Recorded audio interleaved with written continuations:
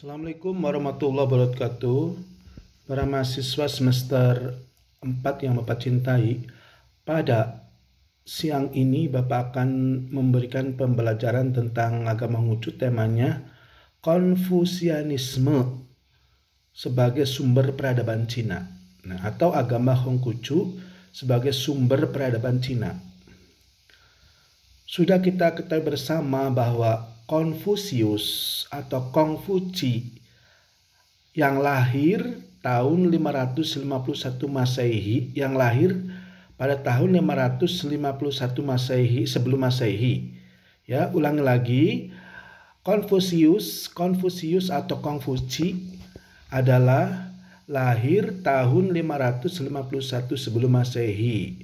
Sehingga Kongfusius atau Kongfuci ini hidupnya dari tahun 551 sebelum Masehi sampai 479 sebelum Masehi.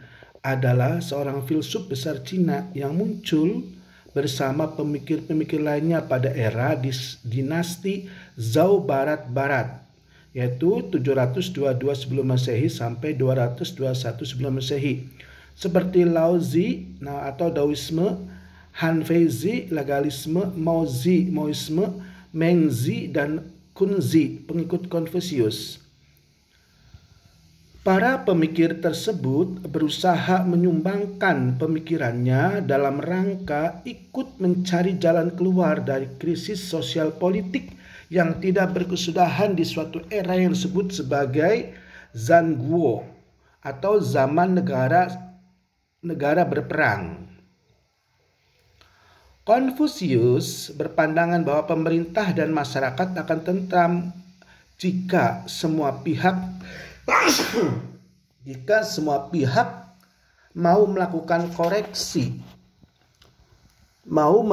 koreksi diri dan dari perbuatan tercela, menjalankan segala sesuatu secara proporsional dan bertingkah laku menurut kemampuan masing-masing. Inti ajaran Konfusius terletak pada etika dan moral yang mengatur hubungan antar manusia sesuai dengan status masing-masing.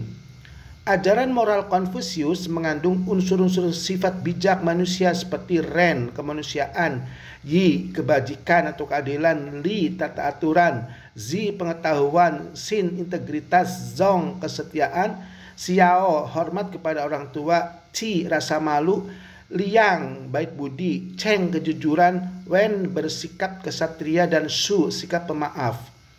Dengan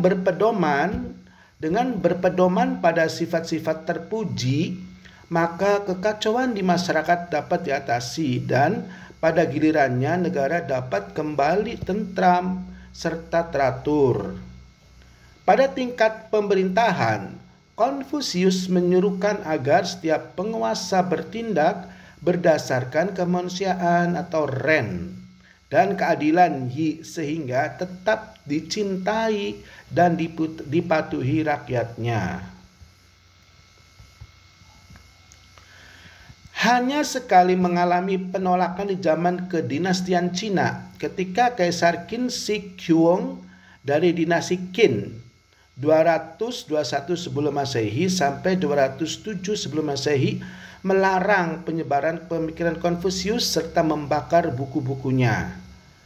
Selebihnya, ajaran Konfusius mendapatkan tempat terhormat sepanjang sejarah kedinastian di Cina dan mampu bertahan dalam menghadapi persaingan dengan ajaran-ajaran agama maupun filsafat kehidupan dunia yang masuk ke Cina.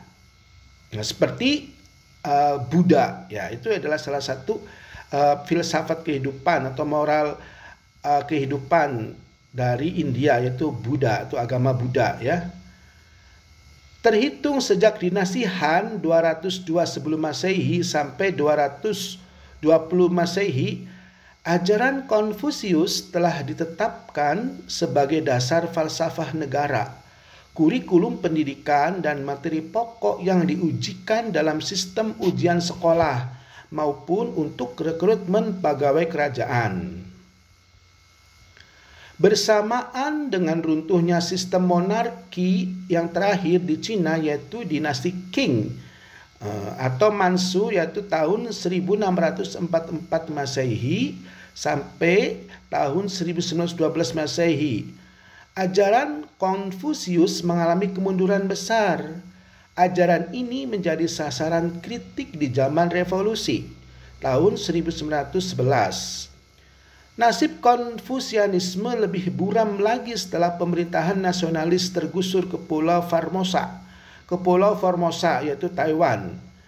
Sejak Republik Rakyat Cina berdiri tahun 1949, semua yang terkait dengan feodal kapitalis termasuk ajaran Konfusius dilarang.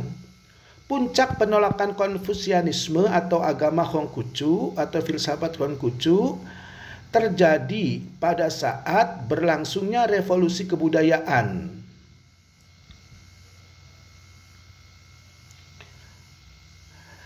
Yaitu tahun 1966 sampai 1976.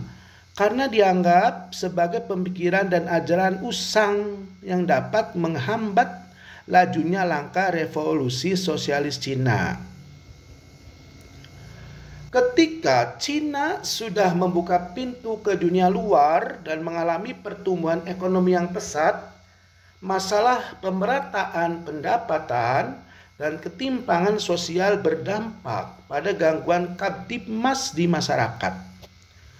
Dalam mengatasi masalah sosial ekonomi di dalam negeri serta perlunya legitimasi dalam menghadapi persaingan di dunia global, masyarakat Cina memilih kembali ke ajaran Konfusius. Keseimbangan hidup, keadilan, hormat pada orang tua, serta adab tingkah laku sesuai aturan sebagaimana diajarkan Konfusius diharapkan mampu mengembalikan ketentraman masyarakat. Ajaran Konfusius yang telah bertahan selama 2500 tahun dengan pasang surutnya sudah menjadi bagian tak terpisahkan dari masyarakat Cina. Konfusianisme atau agama Hongkucu juga sudah menjadi trademark dan identitas bangsa Cina yang telah dikenal dunia internasional. Para mahasiswa yang dicintai oleh Bapak lanjutkan. Sebagai sarana diplomasi, pemerintah Cina membentuk lembaga bernama Confucius Institute atau Kongzi Suiyuan untuk mempromosikan bahasa dan kebudayaan Cina ke seluruh dunia. Mirip misi yang diemban oleh British Council, LIA, Alliance Française, Goethe Institute, Erasmus Swiss, dan lain-lain. Sejak diluncurkan pada tahun 2004, Hanban atau Hanyu Bangongsi, kantor pengelolanya telah membuka 480 Confucius Institute di seluruh dunia. Ditargetkan pada tahun 2020 jumlahnya akan tembus menjadi 1000 buah. Dengan pelajar atau mahasiswa yang berminat belajar bahasa Mandarin, Guoyi mencapai angka sekitar 200 juta, menggeser peminat bahasa Inggris. Di Indonesia sampai saat ini sudah ada 6 Confucius Institute termasuk di kampus UIE, Universitas Al-Azhar Indonesia, dengan nama PBM, Pusat Bahasa Mandarin.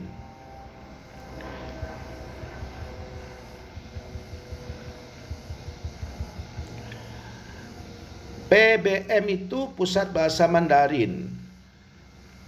Didahului dengan zaman prasejarah yang belum tercatat periodenya, sejarah kedinastian Cina secara resmi dimulai dari dinasti Shang tahun 1523 sebelum Masehi sampai tahun 1028 Masehi. Namun demikian, peradaban bangsa Cina berupa seperangkat sistem hukum, peraturan, etika moral, sopan santun, serta tata cara pergaulan dan berperilaku dalam hidup bermasyarakat dan bernegara baru mulai diterapkan di era dinasti Zhou, yaitu tahun 1027 sampai tahun 256 sebelum Masehi. Ketika kekuasaan dinasti Zhou mulai melemah, terjadilah pembangkangan dari panglima-panglima daerah yang menjadikan dirinya raja-raja kecil di wilayahnya masing-masing. Kondisi negara yang serba tidak menentu itu dalam sejarah Cina disebut sebagai zaman Chun Qiu atau musim semi dan gugur tahun 722 sebelum Masehi sampai tahun 481 Masehi, yang menggambarkan sedemikian banyaknya bermunculan kerajaan-kerajaan kecil, tetapi tidak berapa lama lenyap kembali ditundukkan oleh saingannya yang lebih kuat, persis seperti bunga-bunga yang bermekaran di musim semi, dan setelah bertahan sekitar 3-4 bulan kemudian menjadi layu dan berguguran di musim gugur.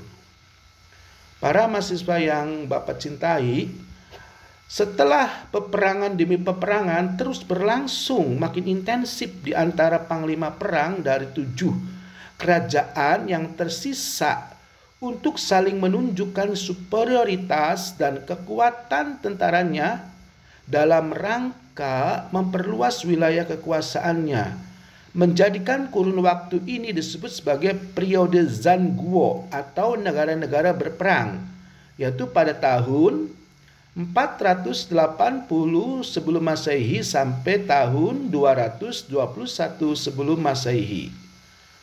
Dalam suasana masyarakat yang serba kacau dan tidak menentu seperti itu, kemudian timbul seruan yang sangat puitis. Bai Hua Qifang, Bai Zia Zhengming, biarkan 100 bunga saling bermekaran, 100 aliran pemikiran saling beradu pendapat. Para cerdik pandai yang umumnya berasal dari keluarga bangsawan atau punggawa kerajaan bergerak berlomba menyampaikan pendapatnya guna mencari jalan keluar dari krisis politik yang tidak berkesudahan. Tokoh masyarakat atau pribadi terpelajar yang pandangannya menjadi terkenal saat itu adalah Kongfuci atau Konfusianisme, Laozi Daoisme, Han Feizi legalisme, Maozi Maoisme, Mengzi dan Kunzi pengikut Konfusius. Dalam kondisi masyarakat yang terpecah belah, saling curiga dan absen kepemimpinan yang kuat, muncul seorang filsuf besar bernama Konfusius tahun 551 sebelum Masehi sampai tahun 479 sebelum Masehi, yang ajarannya di kemudian hari menjadi sumber dari kebudayaan bangsa Cina serta sejumlah bangsa di Asia Timur dan Asia Tenggara. Konfusius yang di Indonesia disebut Konghucu, dalam ejaan bahasa Cina Kongfuji atau Kongzi sebenarnya mempunyai nama asli Kongqiu, lahir di negeri Lu, sekarang kota Kufu di provinsi Shandong. Konfusius sangat prihatin menyaksikan negara yang dilanda kekacauan terus-menerus dan nasib rakyatnya yang praktis tanpa harapan dan kepastian hidup.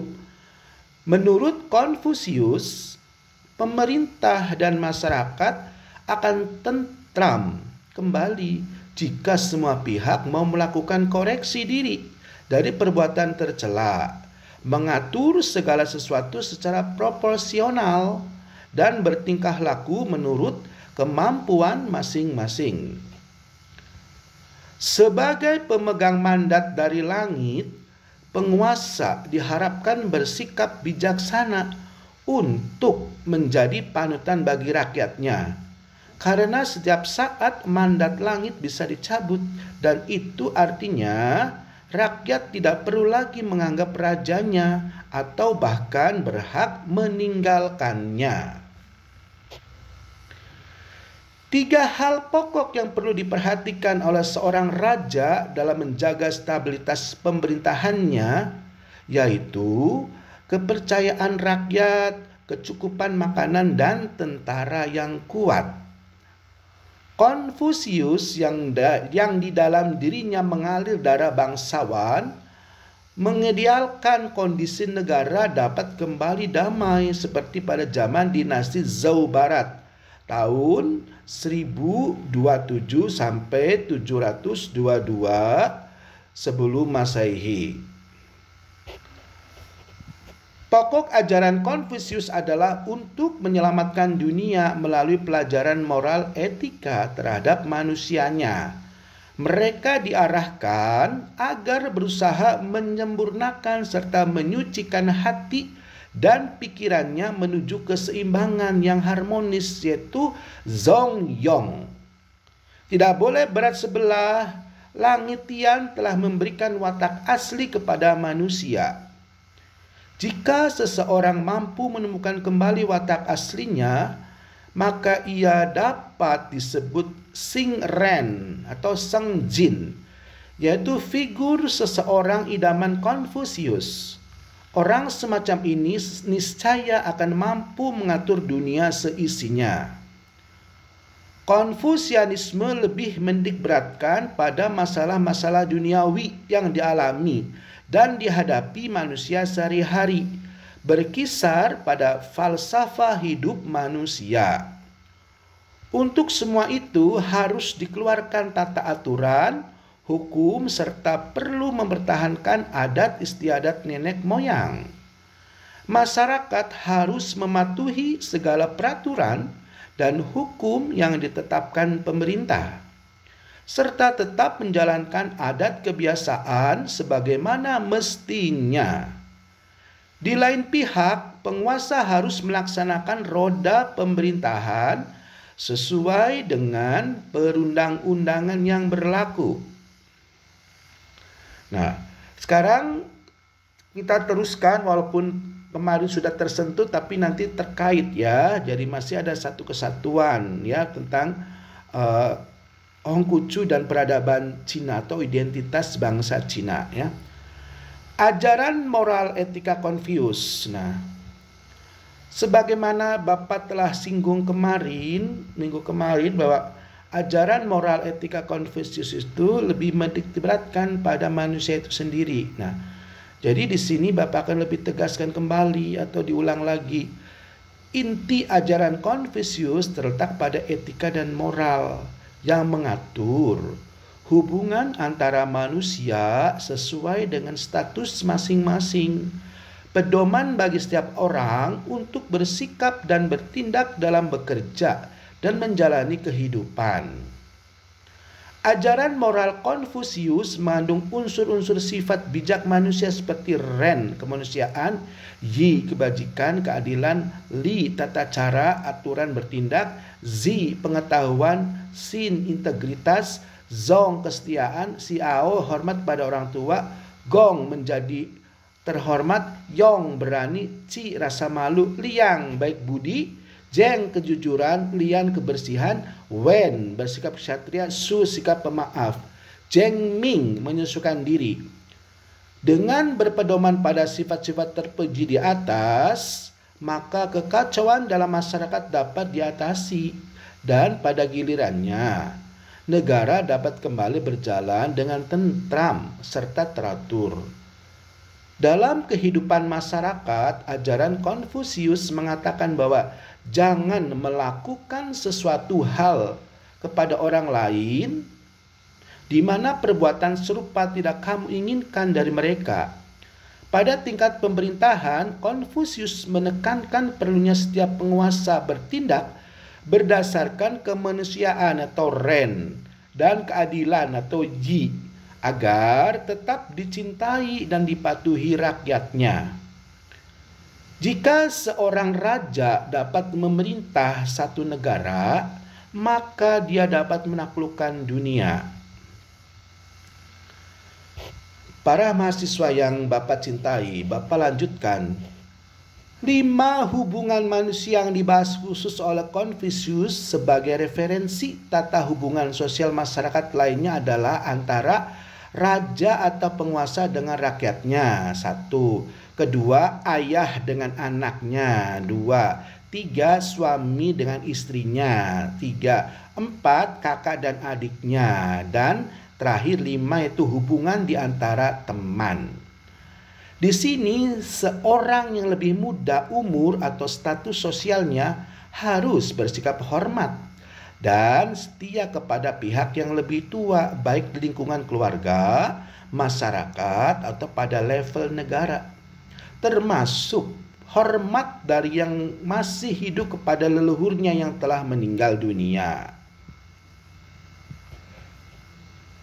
Demikian juga sebaliknya, pihak senior atau atasan harus bersikap adil dan bijaksana serta memberikan perhatian terhadap nasib bawaan atau juniornya. Menurut pandangan Konfusius, pemerintah dan masyarakat akan damai kembali jika setiap individu atau setiap pribadi mau melakukan introspeksi dan koreksi diri dari perbuatan-perbuatan tercela, mengatur sesuatu hal pada proporsi yang wajar, dan bertindak menurut kapasitas maupun kemampuan masing-masing. Maka ia dapat menjadi zunzi, gentleman atau orang bijak. Dan sebaliknya, bagi mereka yang selalu memikirinya disebut xiaoren, orang rendah budi. Mengingat peran dan kegiatan yang dilakukan semasa hidupnya telah menjadikan Konfusius menyandang berbagai gelar atau status, antara lain sebagai guru, sebagai pemikir, sebagai filsuf, sebagai sejarawan, sebagai orang suci, bahkan sebagai penerus tradisi kuno. Perannya sebagai guru tidak bisa dipungkiri dengan 3.000 muridnya. 72 diantaranya dianggap telah menguasai ajarannya dengan baik, dan 2 diantaranya yaitu Mengzi dan Kunzi bahkan menjadi penerus dan penyebaran ajaran Konfusius setelah kematian sang guru. Terhitung sejak dinasti Han tahun 202 sebelum Masehi sampai 220 Masehi, ajaran Konfusius telah ditetapkan sebagai dasar falsafah negara, kurikulum pendidikan, dan materi pokok yang diujikan dalam sistem ujian sekolah maupun untuk rekrutmen pegawai kerajaan. Tidak mengherankan jika tempat pendidikan yang menyampaikan ajaran Konfusius menjamur di seantero wilayah Cina. Mengenai kontroversi statusnya sebagai nabi penyebar agama, Konfusius meminta agar manusia lebih fokus menjalani kehidupan nyata di dunia terlebih dahulu, dengan mengatakan, jika kamu tidak mengetahui tentang kehidupan dunia, bagaimana kamu bisa mengetahui tentang kehidupan setelah mati? Hanya sekali mengalami penolakan di zaman kedinastian Cina, ketika Kaisar Xin Xinghua dari dinasti Xin hidup dari tahun 221 sampai 207 sebelum Masehi, melarang penyebaran pemikiran Konfusius serta membakar buku-bukunya. Selebihnya, ajaran Konfusius mendapatkan tempat terhormat sepanjang sejarah kedinastian di Cina dan mampu bertahan dalam menghadapi persaingan dengan ajaran-ajaran agama serta falsafat kehidupan dunia yang masuk ke Cina seperti agama Buddha. Agama-agama besar dunia seperti Buddha, Islam Katolik, dan Kristen Protestan berhasil masuk dan dianut oleh sebagian penduduk di wilayah Cina. Namun pada saat yang bersamaan mereka tetap tidak meninggalkan kebiasaan dan kepercayaan yang terkandung dalam ajaran Konfusius.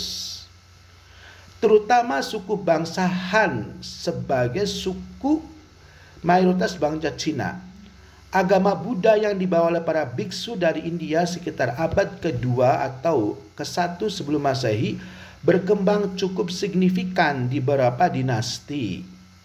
Melalui interaksi yang cukup panjang dengan dua ajaran asli Cina, yaitu Konfusianisme dan Taoisme, masyarakat Cina bahkan secara sengaja maupun tidak sengaja telah menjalankan tiga ajaran tersebut sebagai satu kesatuan yang dinamakan Sanziao atau tiga ajaran agama atau tiga ajaran atau tiga agama.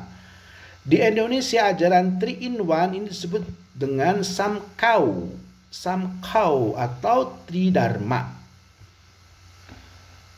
Bersamaan dengan runtuhnya sistem monarki terakhir di Cina, yaitu dinasti Qing dari bangsa Manchu tahun 1644 sampai 1912, nasib ajaran Konfusius secara formal memang mengalami kemunduran secara signifikan.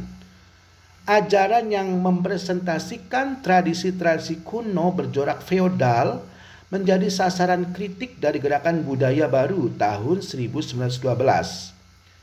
Nasib Konfusianisme lebih buram lagi setelah pemerintahan nasionalis di bawah Chiang Kai-shek digusur ke Pulau Formosa, kini namanya Taiwan, oleh tentara merah pimpinan Mao Zedong. Sejak berdirinya pemerintahan Republik Cina yang berasaskan komunisme pada tahun 1949, semua yang terkait dengan feodal kapitalis dibabat habis, termasuk ajaran Konfusius. Demo mengecam ajaran Konfusius terjadi lagi pada tahun 1973 bersamaan dengan pembersihan pengaruh dan pengikut Jenderal Lin Biao yang gagal mengkudeta ketua Mao. Puncak penolakan Konfusianisme terjadi pada saat berlangsungnya revolusi kebudayaan, yaitu tahun 1966 sampai tahun 1976. Karena dianggap sebagai pemikiran dan ajaran usang yang dapat menghambat lajunya langkah revolusi sosialis Cina. Tuh ya. Jadi Konfusius itu dianggap menghambat terhadap pemerintahan revolusi sosial Cina atau komunis ya. Jadi merasa pemerintahan Cina yang berasaskan revolusi sosialis itu menganggap ajaran Konfusius menghambat, mengganggu. Karena apa? Karena dia mengajarkan etika kebersamaan. Etika kebersamaan juga etika pribadi yang mengkritik para pemimpin negara atau penguasa negara. Makanya para pemimpin revolusi sosialis Cina melarang habis-habisan dan mengekang untuk berkembangnya ajaran Konfusius di negeri Cina ya. Teruskan ya. Nah, sekarang kita lanjut kepada yang fokusnya. Tadi pengantar tentang tentang situasi Cina yang sudah dibahas pada awal, cuma lebih dalam lagi supaya kalian mahasiswa lebih mengingat, lebih tajam dan lebih memahami dengan baik ya. Nah, sekarang selanjutnya subjudul baru yaitu Konfusianisme sebagai identitas bangsa Cina.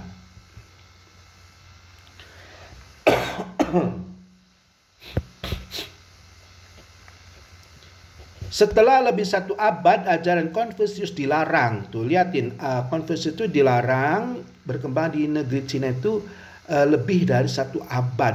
Nah, atau lebih dari 100 tahun. Bayangkan lama ya. Sama seperti apa kalau kita lihat misalnya di Turki ya. Nah, itu Islam itu jangan dijadikan sebagai agama publik. Nah, agama pribadi yaitu Kemal Atatürk yang menggagas sekulerisme. Hampir sama, hampir mirip ya. Bedanya kalau di Turki itu sudah basisnya dengan Eropa ya. Kalau di Cina ajaran Konghucu dia basisnya dengan bergabungan tadi dengan Rusia ya. Jadi beda, blok timur berarti kalau Turki di blok barat itu negara-negara Eropa, dia mengacu kepada negara Eropa. Sedangkan Cina mengacu dengan Rusia. Ketika Rusia atau Uni Soviet masih berjaya ya, tapi sekarang kan Uni Soviet sudah pecah belah. Maka mereka juga tidak sekuat Rusia ya, yang dulu dibentuk yang disebut Uni Soviet itu. Oke. Nah, setelah dilarang selama satu abad ajaran Konfusius itu terhitung sejak kapan tuh? Sejak tahun 1911. Dan bahkan di bawah rezim komunis Mao Zedong, dihujat, dipersalahkan sebagai penghambat kemajuan. Kini ketika Cina sudah membuka pintu ke dunia luar, melakukan liberalisasi di bidang industri pertanian dan mengalami pertumbuhan ekonomi yang sangat pesat, permasalahan timbul yaitu pemerataan pendapatan dan keadilan sosial yang berdampak pada meningkatnya tindak kriminalitas di berbagai lapisan masyarakat. Dalam mengatasi permasalahan sosial ekonomi di dalam negeri yang makin kompleks, serta perlunya legitimasi dalam menghadapi persaingan di dunia global, pemimpin dan masyarakat Cina memilih kembali ke ajaran Konfusius, tuh ya. Jadi karena mereka frustasi ya setelah komunis itu mensengsarakan rakyatnya, maka rakyat juga ingin kembali kepada ajaran Konfusius yang telah dilarang selama hampir lebih dari 1 abadnya. Kenapa? Karena dianggapnya dengan kembali ke ajaran Konfusius itu keseimbangan hidup, keadilan, rasa malu, hormat pada orang tua, bertindak sesuai dengan posisi dan statusnya masing-masing, serta adab tingkah laku yang sesuai aturan sebagaimana diajarkan Konfusius diharapkan mampu meningkatkan partisipasi rakyat dalam mengatur lingkungannya, tuh ya. Jadi rakyat sendiri sekarang nggak percaya kepada pemerintah komunis karena apa? Rakyat semakin disengsarakan ya. Nah, jadi ketika pemerintah komunis melarang hampir lebih dari 1 abad, nah ternyata teruji bahwa rakyatnya tetap melarat, tetap tidak punya moral para petingginya, sehingga rakyatnya ingin kembali kepada ajaran Konfusius karena dia akan meletakkan dasar-dasar keseimbangan tentang kemanusiaan, tentang akal budi, dan juga tentang mengatur dirinya dengan alam ya.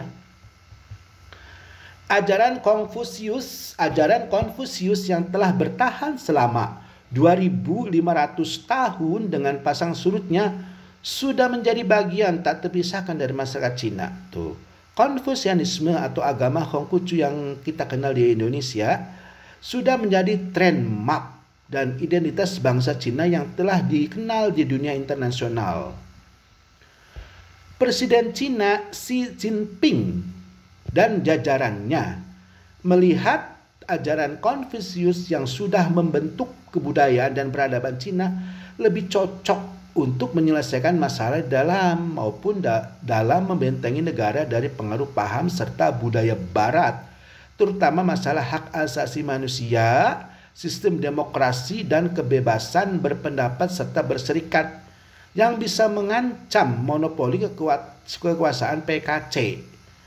Pada konferensi mengenai konfusianisme yang untuk pertama kalinya diselenggarakan di Balai Agung Rakyat Beijing pada tahun 2014, Xi Jinping menggarisbawahi penyelesaian problem di Cina dengan menggunakan kearifan lokal sesuai dengan tradisi dan budaya Cina yang terkandung dalam ajaran Konfusius.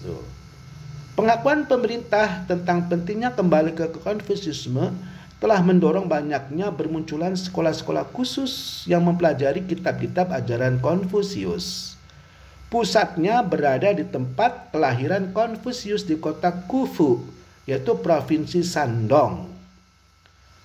Bangunan yang menjadi pusat pemujaan dan pengajaran Konfusius di Khufu telah ditetapkan UNESCO sebagai World Heritage Site, yaitu peninggalan sejarah dunia. Sejumlah istilah yang digunakan untuk menamai sekolah-sekolah Konfusius antara lain seperti Rujia atau School of the Scholars, Rujiao, Teaching of the Scholars, Ruxue, Scholarly Study, dan Kongjiao, Teaching of Confucius.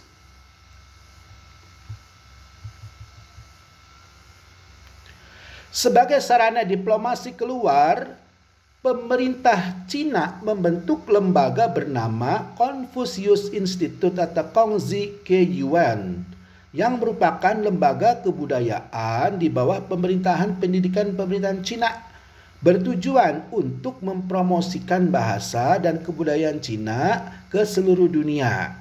mirip misi yang diemban oleh lembaga kebudayaan dari negara-negara lain seperti British Council Inggris, LIA Amerika Serikat, Alliance Francaise Prancis, Goethe Institut Jerman, Erasmus Huis Belanda, Instituto Cervantes Spanyol, Society Dante Alighieri Italia, dan lain-lain. Sejak diluncurkan pada tahun 2004, Hanban, Hanyu Bangongsi, Hanban atau Hanyu Bangongsi, yaitu kantor pengelolanya telah membuka tidak kurang dari 480 Confucius Institute. 480 Confucius Institute di sejumlah negara di benua Amerika, Eropa, Asia, Afrika, dan Australia. Ditargetkan pada tahun 2020, jumlah Confucius Institute di dunia akan tembus menjadi 1.000 buah dengan pelajar dan mahasiswa yang berminat belajar bahasa Mandarin. Guo Yi mencapai angka di sekitar 200 juta. 200 juta, menggeser peminat bahasa Inggris. Di Indonesia sampai saat ini sudah ada 6 Confucius Institute menyebar di berbagai kota. Untuk ibu kota Jakarta berpusat di kampus UAI Universitas Al-Azhar Indonesia dengan nama PBM Pusat Bahasa Mandarin. Dalam konferensi pers akhir Maret 2015, Michael Simon, penulis buku Confucius and the World He Created, menyebutkan bahwa pemerintah Cina mengusung kembali ajaran Confucius sebagai bentuk budaya pemerintahan yang bersumber dari sejarah, falsafah, dan politik sendiri, yaitu budaya yang mengedepankan kehidupan masyarakat harmoni, patuh serta loyal terhadap atasan, dapat diartikan sebagai tiada penentangan dari rakyat terhadap penguasa. Sistem pemerintahan dan politik lokal ini sekaligus juga untuk menyaring dan menangkal paham dari luar, yaitu Barat, yang tidak sesuai dengan budaya setempat.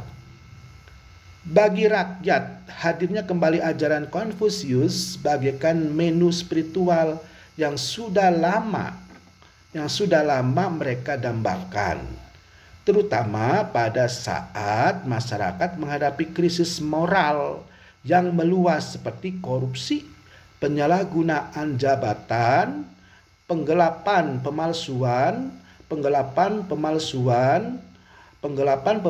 serta praktek-praktek perbuatan amoral lainnya. Pemerintah Cina juga memanfaatkan nama Confucius sebagai alat atau sarana soft power dalam menjalankan diplomasi di dunia internasional. Dengan inti ajaran Confucius tentang filial piety, bakti anak terhadap orang tua, pemerintah Cina juga dapat mengimbau kepada masyarakat keturunan Cina di seluruh dunia untuk ikut berinvestasi dan memberikan sumbangannya dalam program pembangunan sosial ekonomi di tanah leluhur. Nah, jadi pada narasi perkuliahan ini ternyata peran Hongkucu di negeri Cina itu sangat besar dalam membentuk karakter, watak, identitas, dan peradaban Cina. Nah, jadi peradaban itu dibentuk oleh budaya dia, kebiasaan dia, mental manusianya, cara berpikir, bertindak, dan moral. Jadi ketika manusia memiliki nilai-nilai seperti itu, maka mereka juga memiliki peradaban yang tinggi. Nah, ketika manusia moralnya rendah, suka korupsi, berbohong, tidak mengindahkan, dan bergaulnya egois, serta pemerintah selalu mementingkan dirinya sendiri, nah itu adalah ciri-ciri negara yang tidak memiliki peradaban, tuh ya. Jadi negeri Cina ini memiliki peradaban, yaitu sebagai tamengnya atau sumber inspirasinya adalah ajaran filsafat moral etika Hongkucu tuh. Sekalipun dalam sejarah Hongkucu sendiri itu mengalami pasang surut, artinya sikap pemerintah dari waktu ke waktu itu ada perubahan. Nah ya, jadi ketika zaman sebelum munculnya komunis ya. Nah, negeri Cina juga itu kacau ya, hanya rajanya itu tetap tidak pro ke rakyat, dan ini hampir semua di setiap negara kerajaan. Tidak seluruhnya negara kerajaan itu basisnya untuk rakyat. Karena apa? Karena dipimpin oleh raja-raja, bahkan keturunan keluarganya yang banyak dipentingkan. Nah, ini hampir terjadi di bangsa-bangsa yang memiliki sistem kerajaan ya. Di negeri Cina juga seperti itu. Jadi ketika dulu ya masih peradaban yang belum seperti sekarang. Nah, itu mereka dari segi dari kepemimpinan ya ada kezoliman. Nah, maka lahir itu Hongkucu itu dari orang-orang bangsawan juga. Jadi karena apa? Karena kalau dari rakyat tidak bisa diberi fasilitas, harus dikekang. Maka lahir dari seorang bangsawan yang peduli kepada nasib rakyat. Karena dianggap pemerintahnya itu tidak pro ke rakyat. Artinya rakyat sebagai sumber petaka selalu disalahkan, selalu dijadikan sebagai objek kesalahan terhadap perilaku dan tingkah laku serta kebijakan penguasa. Tuh ya, jadi Hongkucu itu ya sejak lahirnya juga sebelum Masehi itu dia melihat bahwa kebiadaban para penguasa itu yang egois, koruptor, itu melahirkan pola pikir Hongkucu untuk merumuskan bagaimana manusia ini bisa sama. Karena menurut dia yang terpenting adalah memikirkan bagaimana manusia itu sekarang. Jangan memikirkan sesuatu yang tidak bisa dilihat oleh sekarang. Nah, makanya Hongkucu itu tidak mengajarkan tentang bagaimana akhirat, bagaimana yang goib, karena makanya Hongkucu itu hanya menekankan pada filsafat manusia, filsafat moral. Nah, yang latar belakangnya didorong oleh tadi keberingasan kepemimpinan yang zalim raja-raja Cina terhadap rakyatnya. Nah, setelah Hongkucu lahir juga ya dia memberikan karat tulisannya, karena dia seorang bangsawan, jadi orang-orang pinter ya, orang bangsawan itu terhormat.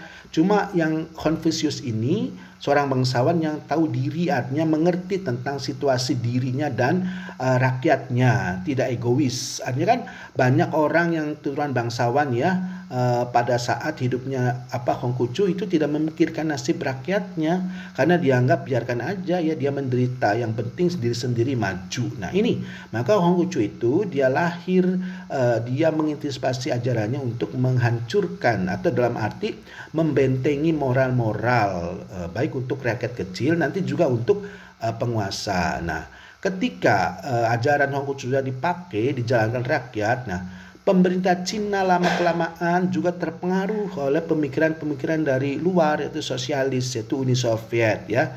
Jadi ketika Uni Soviet berjaya, maka itu bergabung dengan RRC membentuk pemerintahan komunis. Nah, pemerintahan komunis ini basisnya adalah pemerintahan. Jadi pemerintah itu adalah pusat segalanya, bukan rakyat, bukan pribadi itu. Jadi sentralitas pemerintahan itu diatur oleh satu, yaitu negara, namanya desentralitas ya. Sentralitas itu lawannya desentralisasi.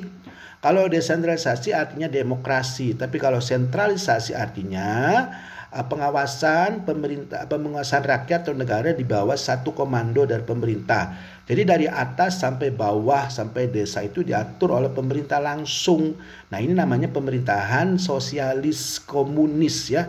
Nah, sosialis komunis ini digagas oleh Pak Marxis dan Lenin, yaitu warga negara Rusia, dan keduanya ini adalah Marxis adalah orang Yahudi dan Lenin juga orang Yahudi ya.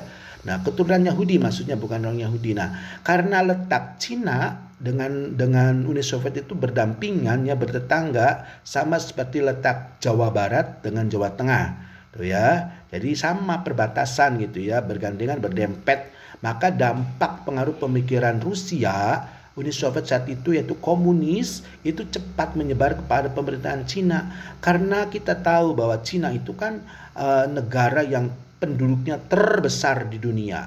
Nah ya, sehingga pemerintah itu merasa bahwa kalau setiap pribadi mengatur masing-masing, maka akan repot, akan membahayakan pemerintahan tuh.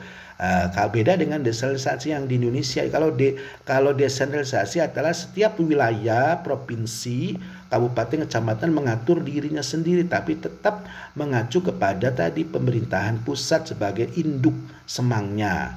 Nah, di dalam pemerintahan sosialis itu tidak ada kepemimpinan daerah-daerah yang harus mengatur wilayahnya sendiri, tapi harus diatur oleh pusat. Nah, ini adalah dampak atau pengaruh dari pemikiran Marxis yang menganggap bahwa kalau mau maju, harus di bawah satu komando, bukan dipimpin oleh masing-masing rakyat. Karena apa? Karena Marxis sendiri itu adalah muncul akibat tadi persaingan dengan dunia kapitalis. Nah, kalau kapitalis yang muncul di Eropa Barat itu memberikan porsi bahwa siapa yang punya modal pribadi dia akan menguasai wilayah atau menguasai perekonomian. Nah, ini dihajar oleh Marxis. Nah, bukan pribadi yang menguasai, harus negara. Kalau pribadi nanti berbahaya negara itu.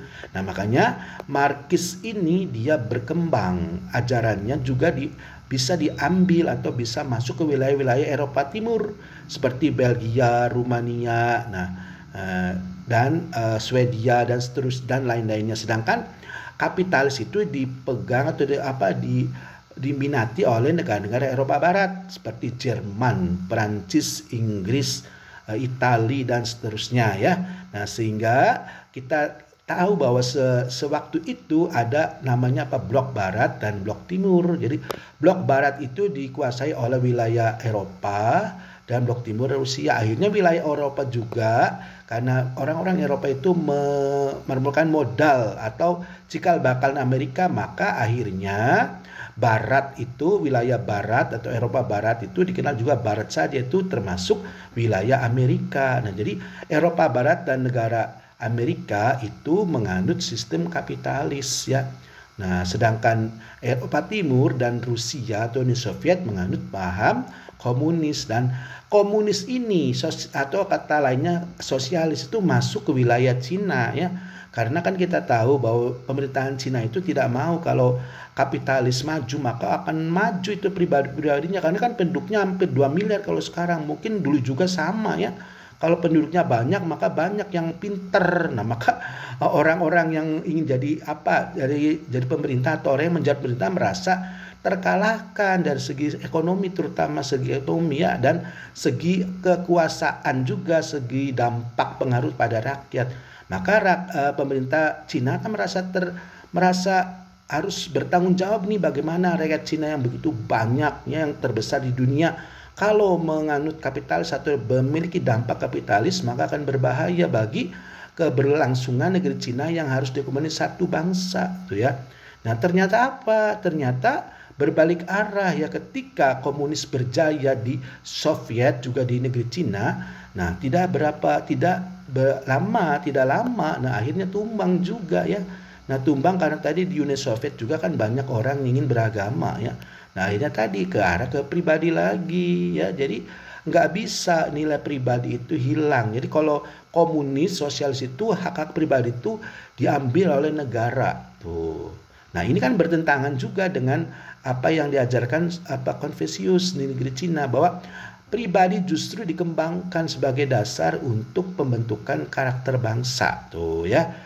Jadi pribadi misalnya nilai kasih, sifat disiplin, menghargai orang, tidak marah, hormat kepada sesama, hormat pada orang tua, hormat pada negara. Nah, itu salah satu modal kesuksesan kesuksesan ajaran Konfusius yang berbeda sekali dengan ajaran komunis yang dipegang oleh pemerintah Cina, yang merupakan pengaruh dari pemikiran komunis Soviet atau Rusia. Nah, akhirnya apa? Akhirnya pemerintah Cina sendiri merasakan kalau dia tidak mengacu pada identitas lokal atau budaya sendiri, nah maka ya tumbang ya, buktinya ya komunis di Cina sendiri sekarang udah tumbang ya. walaupun pengaruhnya banyak, walaupun perilakunya masih, cuma secara status ininya tidak berkembang ya, karena di negeri Cina sendiri sudah memperlakukan, tadi udah Bapak uraikan sebelumnya, bahwa ajaran Konfusius merupakan ajaran lokal, itu dikembangkan sebagai budaya lokal, budaya untuk membentengi Barat tuh ya. Jadi membentengi Barat, akhirnya membentengi tadi Uni Soviet itu ya. Nah, sehingga ketika Uni Soviet pecah, maka hancurlah komunis di dunia. Ya, walaupun dulu berjaya antara dunia barat yang dipegang Amerika dan Eropa Barat, dan juga negara adidaya timur yaitu Rusia, sedangkan adidaya barat adalah Eropa Barat dan Amerika. Nah, jadi gitu. Jadi ketika Konfusius dipakai lagi, nah maka disitulah rakyat menyambutnya, karena rakyat sudah merasakan manfaat dari mempraktekkan ajaran Konfusius yang mempertemukan antara diri sendiri dengan alam. Nah, sehingga manusia itu tidak rakus, tidak nakal, dan tidak egois terhadap sesama. Nah, gitu ya. Jadi ketika pemerintahan komunis berlangsung dan Konfusius hampir lebih dari 1 abad dilarang, itu kekacauan banyak. Artinya rakyat banyak menderita, rakyat merasakan, wah, nilai-nilai kemanusiaan ini adalah hilang karena penguasa ini kan komunis. Jadi komunis itu ingin seluruh hak pribadi tidak boleh ya. Jadi pribadi kita itu hak-haknya, misalnya pendidikan jangan dari diri sendiri, tapi harus negara yang mencanangkan, mentargetkan. Bayangkan, jadi kita kayak boneka ya, manusia kayak boneka, hak pribadinya dicabut oleh negara yang ngatur. Kamu kalau mau sekolah harus begini, kalau mau udah selesai beasiswa begini, kamu tidak boleh keluar negeri. Jadi seluruh hak pribadi itu dicabut. Nah, ini kan bertentangan dengan apa? Dengan peradaban manusia yang memiliki karakter akal yang tinggi. Nah, sehingga ketika Hongkucu dilepas atau dibiarkan tidak memiliki pengaruh di negeri Cina, maka negeri Cina kan kacau ya. Nah, tapi ketika dia dikembalikan kembali, artinya karena rakyatnya menginginkan, ini kan mayoritas ya, berapa miliar kalau sekarang ya, dulu juga masih ratusan juta itu ya, ingin ajaran Konghucu dikembalikan. Ternyata pemerintahan Cina merespon. Nah, jadilah bahwa peradaban Cina itu tetap tidak akan berkembang kalau dia mengacu pada pemikiran-pemikiran luar. Nah, negara Cina akan berkembang kalau dia basisnya pada peradaban tradisi lokal atau nilai moral lokal, yaitu peradaban Konghucu. Nah, gitu ya. Jadi para mahasiswa yang Bapak banggakan, jadi bisa kelihatan bahwa pada siang ini, perkuliahan ini adalah ternyata Hongkucu itu membentuk identitas diri bangsa Cina. Nah, identitas diri bangsa Cina artinya melahirkan peradaban Cina. Jadi Hongkucu itu sebagai sumber peradaban bangsa Cina. Karena apa? Karena peradaban itu ditimbulkan oleh pemikiran-pemikiran manusia yang berbasis pada kemanusiaan secara umum. Ketika ada seorang yang memikirkan dirinya sendiri, tidak memikirkan masyarakat banyak, nah maka peradaban itu tidak akan muncul, karena peradaban itu basisnya netral, tidak memihak kepada siapa-siapa, tapi memihak kepada kebenaran yang adil, yang tidak membuat rasa kacau, membuat rasa merasa ada konflik gitu ya. Itu peradaban. Jadi kalau peradaban dibangun dengan tradisi lokal, nah itu menurut orang-orang penguasa Cina maka akan maju. Dan memang betul kan, kita lihat sekarang ya, Cina itu kan termasuk negara yang bisa diperhitungkan di dunia baik dari industri maupun obat-obatan ya.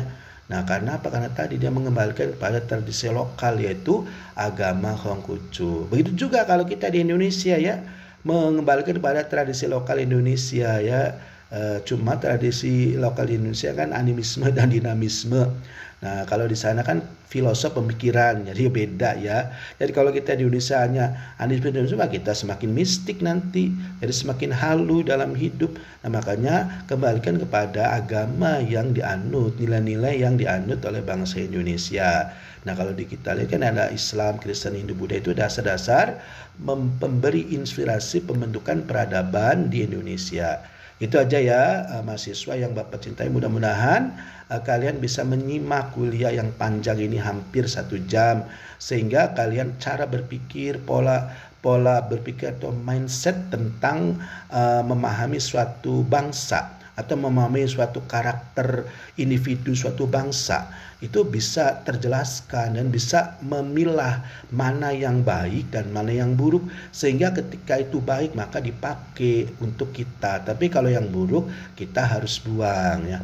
Demikian perkuliahan siang ini. Sebagai kata akhir, Bapak akhiri dengan ucapan wabillahi taufik wal hidayah. Wassalamualaikum warahmatullahi wabarakatuh.